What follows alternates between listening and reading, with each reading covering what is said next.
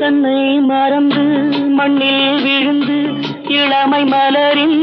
மீது கண்ணை இழந்த வந்து தேக சுகத்தில் கவனம் காட்டு வழியில் பயணம் கங்கை நதிக்கு மண்ணில் அணையா இளமையெனும் பூங்காற்று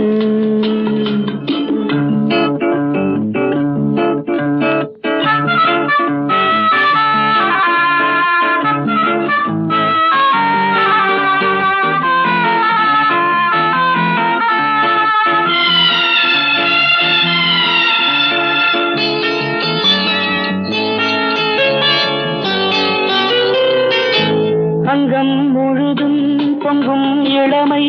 இதம் பதமாய் தோன்ற அள்ளி அணைத்த